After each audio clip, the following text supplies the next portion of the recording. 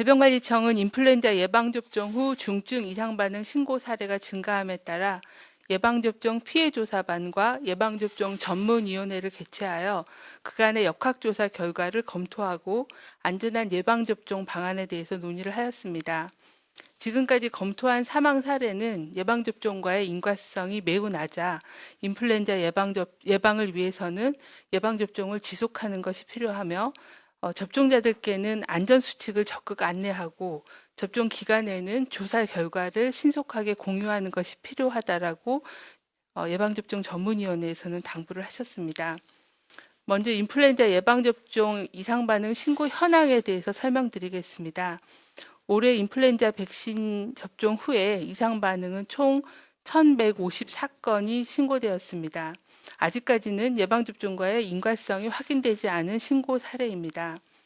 10월 23일까지 신고된 이상반응의 내용은 유료접종자가 306건, 무료접종자가 848건이며 이 중에는 국소 반응이 177건, 알레르기가 245건, 발열이 204건, 그리고 기타 480건이었으며 사망 사례는 오늘 기준으로 48건이 보고되어 조사가 진행 중에 있습니다.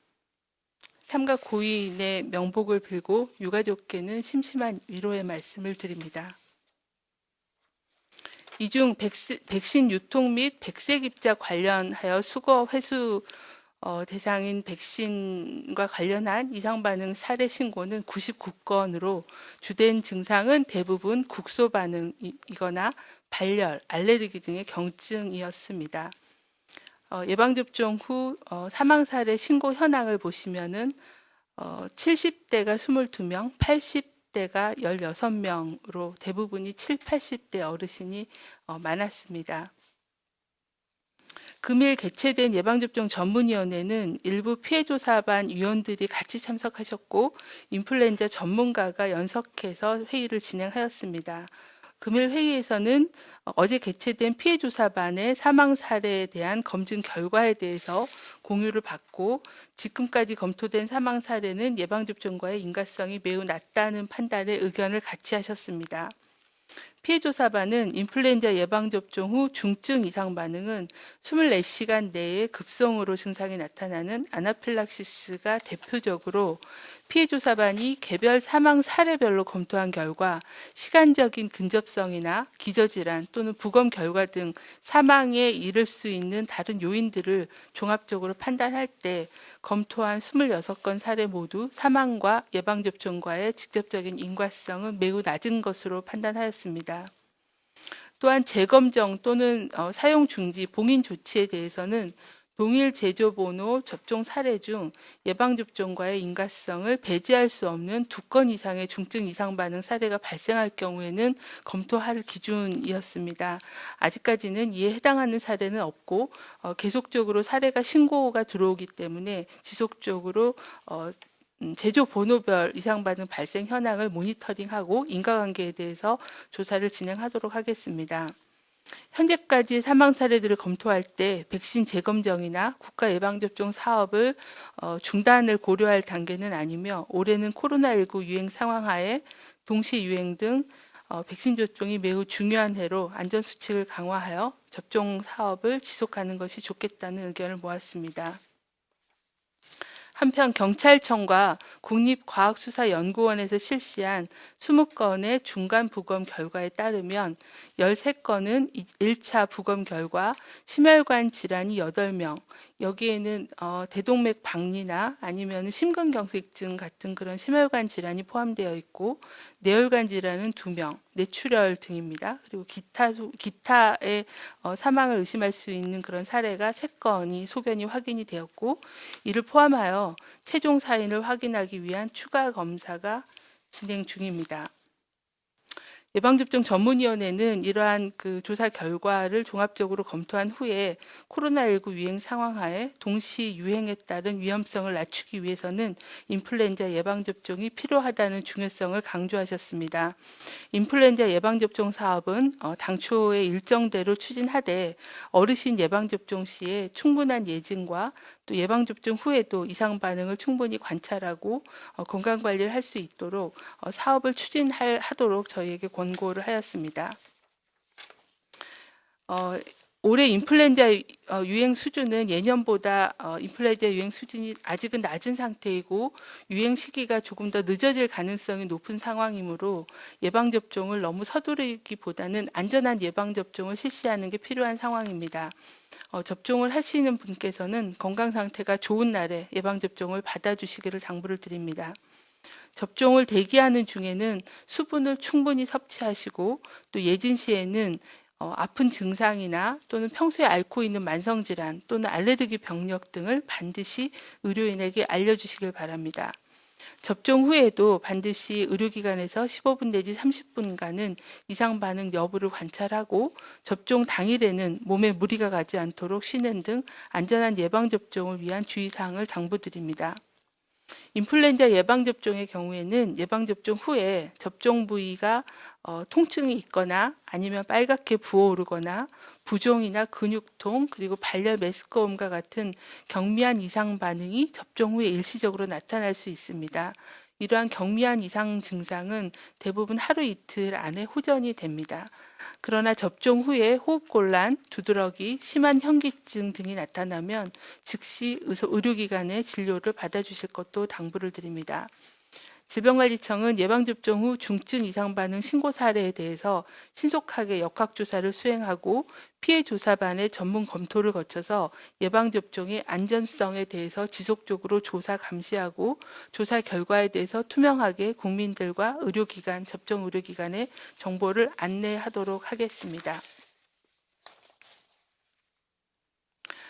인플루엔자 국가 예방접종 진행 과정에서 백신 유통과 또 백색 입자 등의 문제점이 발생하고 또 최근 들어서는 중증 이상 반응, 사망 신고가 증가함에 따라서 국민들의 불안함이 더욱 커진 점에 대해 방역 당국의 당사자로서 매우 송구하다는 말씀을 드립니다. 신속한 조사를 통해서 원인에 대한 규명을 하고 또 올바른 정보를 알리는 데 더욱 노력을 하겠습니다. 다만 저희가 매일 공개하는 예방접종 후 이상 반응 신고 사례는 아직까지는 예방접종이나 백신과의 연관성이 밝혀지지 않은 신고 통계입니다.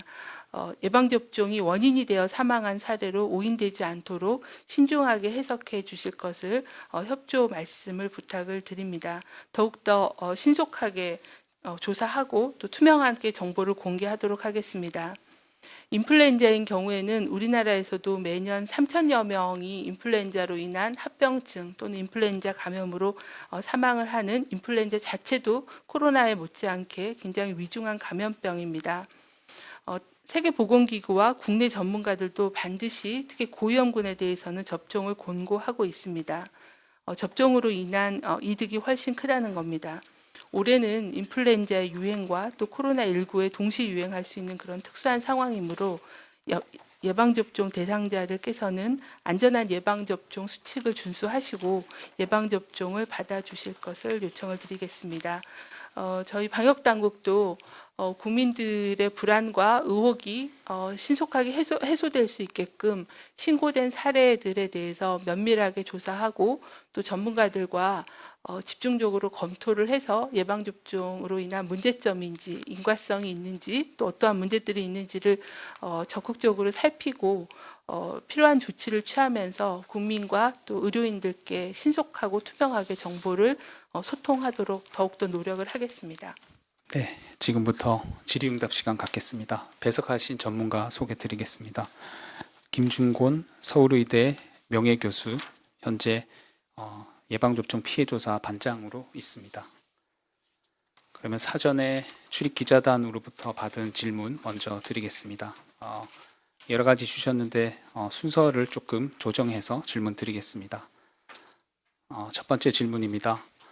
백신 접종 후에 사망하신 분들의 사망 원인이 백신과 연관이 없다면 어떤 원인으로 사망에 이른 것인지, 사인을 어떻게 결론을 낸 것인지 궁금하다는 질문이 있습니다. 이 질문은 김준곤 교수께서 어제 있었던 예방접종 피해조사반 회의 결과와 또 백신과 사망과의 인과성 판단 결과나 근거에 대해서 설명드리겠습니다. 네, 저희 조사반에서 지난 3차에 걸쳐서 그 독감 백신 접종 후에 사망 신고된 사례에 대해서 그 백신과의 그 인과관계를 검토를 하였습니다. 그 검토를 한 결과 26분의 사망 신고된 사례 중에서 6분은 백신하고 전혀 관계가 없는 것으로 저희가 결론을 내렸고, 나머지 20분들도 전원이 다 백신과의 관계성이 그렇게 정확히 입증될 수 없는 상황이다. 즉 백신과 사인과의 관계는 거의 없다라고 판단을 했습니다. 제가 거의 없다라고 판단한 이유에는 저희 조사반에서 또 질병관리청에서 이거에 대한 결론을 내리는 절차가 있습니다. 그래서 그 절차에 따라서 저희가 결론을 내렸습니다만, 먼저 그 절차에 대해서 간단히 소개를 드리겠습니다. 첫 번째, 그 심의할 때에는 서류와 여러 가지 자료를 갖고 저희가 검토를 하게 됩니다. 그리고 뒤따라서 부검에 의한 소견을 추가를 하게 됩니다. 부검에서 1차 부검을 해서 사인이 분명히 결정이 되면 그것으로 결론을 내리게 됩니다. 그래서 오늘 20분 중에서 26분 중에서 6분이 인과관계가 없다라고 판단을 내린 것은 1차 부검 결과에서 확실하게 백신과 사인과는 관계가 없다라는 판단에서 내린 것입니다. 부검은 국가수에서 시행을 했습니다. 1차 부검에서 특별하게 소견이 확실하게 나오지 않는다면 2차 부검을 하게 됩니다. 부검 검사를 하게 됩니다. 정밀검사에 들어가서 그 결과를 갖고 다시 인과관계를 판단하게 될 것입니다. 현재 대부분의 사례에서는 2차 단계, 1차 단계 중에 있고 2차 단계를 하고 있는 분도 있으십니다. 그래서 1차와 2차의 부검 결과를 종합해서 저희 조사반에서는 또 추가 자료, 서류상의 추가 자료를 보완해서 다시 최종적인 결론을 내리게 될 것입니다. 그래서 지금 6분에 대해서는 사인이 백신하고 전혀 관계가 없다라고 결론을 내렸고, 나머지 20분은 백신이 사망에 이르게 하지는 않았다라고 1차 결론을 내렸지만, 좀 더 정확한 사인을 규명하기 위해서는 부검 결과를 기다리고 있습니다. 그래서 그 부검 결과가 추가가 되면 최종 결정을 내리게 될 것입니다.